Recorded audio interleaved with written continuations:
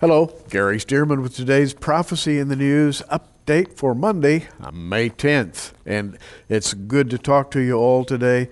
JR is still holding his own, and he really values all the prayers of our listeners and supporters.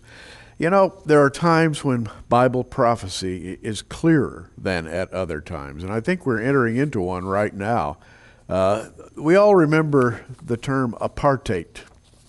Some call it apartheid, when South Africa forbade blacks down there to build in certain areas of South Africa, forbade property ownership and so forth. Well, apartheid became very much an issue in South Africa.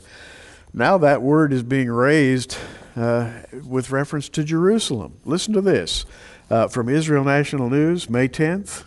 Recent days have seen conflicting reports in construction in Jerusalem. While Prime Minister Benjamin Netanyahu states that construction in Jerusalem will continue, reports indicate that in practice, Jews are barred from building in some parts of the capital city. And hence the term apartheid. The barring of Jews from building basically in their own capital city is now being dubbed apartheid by a lot of Israeli citizens. Aretz Shava, that is Israel National News Hebrew News Service, spoke to a Jerusalem Construction and Building Planning Committee member, Yair Gabai, and Gabai said a number of interesting things. He said there is definitely a distinction being made between West Jerusalem, meaning the territory that's been under Israeli sovereignty since 1948, and East Jerusalem, the lands that were under Jordanian control from 48 to 67. Recently, officials have begun making a distinction between Jews and Arabs, allowing Arabs to build in neighborhoods where Jews are turned down for construction permits. And here's a quote from Mr. Gabai. The most recent meetings have taken on a certain apartheid-like quality, he said.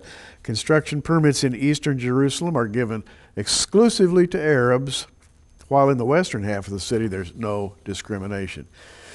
Well, that is apartheid because Jerusalem is the capital of Israel, and there's absolutely no doubt about that, although the sophists in the state departments around the world want to divide Jerusalem. They would like to cut it in at least two pieces. Some would like to cut it in 3 or 4 different pieces. They want to divide it and conquer it. And now we have a situation in which Arabs can build in either East or West Jerusalem. Jews can only build in West Jerusalem. I find that amazing. And the term apartheid really does fit in East Jerusalem. The gentleman from the Building and Planning Committee, Yair Gabai, says this: United States President Barack Obama is behind the de facto construction freeze. Construction permits come at the behest of Western authorities. Obama is the source of the pressure on the Prime Minister and the government to freeze construction in eastern Jerusalem, even though it's not good for Jerusalem, he says, and it definitely is not. Here we have a clear case of Western meddling in the government of Jerusalem, even the city government, even right down to the planning commission and the people who issue building permits. And it reminds me of Zechariah chapter 12, in which we find this incredible prophecy. The burden of the word of the Lord for Israel, saith the Lord, which stretcheth forth the heavens and layeth the foundation of the earth, and formeth the spirit of man within him. What an introduction. God the Creator, God the King, says this: Behold, and this is verse 2 of Zechariah 12, I will make Jerusalem a cup of trembling to all the people round about when they shall be in siege both against Judah and against Jerusalem. I believe we've seen the siege beginning right now, and this apartheid-like situation in Jerusalem where Jews are limited but Arabs are not limited in building permits is a meddlesome thing that can only result in greater tensions. The third verse says, And in that day will I make Jerusalem a burdensome stone for all people. All that burden themselves with it shall be cut in pieces, though all the people of the earth be gathered together against it. The gathering has begun. As I said a moment ago, there are times in history when you can see Bible prophecy with much greater clarity.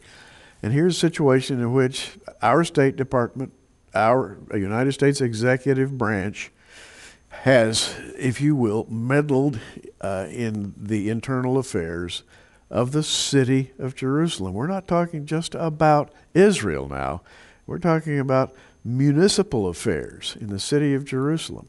And you remember back in 1967, Jerusalem became one when in the 1967 Six-Day War, the Israeli army took back all of Jerusalem. And if you recall, there was an immediate outcry in the ranks of the religious Jews to rebuild the temple at that time. The temple was not rebuilt, of course. The Temple Mount was remanded to the custody of the authorities, the Grand Mufti of Jerusalem. The Jordanian authorities, of course, had controlled it up to that time. And Jerusalem, since 1967, though it has been, in effect, a single city, was divided and remains divided to this day. What is going to happen in Jerusalem? Well, if prophecy says anything at all, a war is coming. The governors of Judah are going to rise up against those who are trying to control Jerusalem. Here's a May 10th news release from Israel Today, and it says the U.S. State Department announced Sunday, that's yesterday, that Israel had agreed to freeze construction in the Eastern Jerusalem neighborhood of Ramat Shlomo for 2 years as a goodwill gesture to the Palestinians. A goodwill gesture. You know, Ramat Shlomo is a religious Jewish community. It's been in existence since 1995. It is a model community. It wanted to expand. That's what started this entire furor that continues to the present moment. We're watching events in Jerusalem as pressure mounts, as tension mounts, as authorities from Western governments are moving into the vicinity of Jerusalem and beginning to control even the inner workings of the city itself. Zechariah referred to that as a siege, when they shall be in siege both against Judah and against Jerusalem. The siege has started. And that is what's happening today, May 10th, looking at the events in Israel, because let's face it, Israel is the key to latter-day Bible prophecy. Gary Stearman with today's news update. Continue in prayer for J.R. Church. He'll be back tomorrow to update you on his condition. And until then, keep looking up.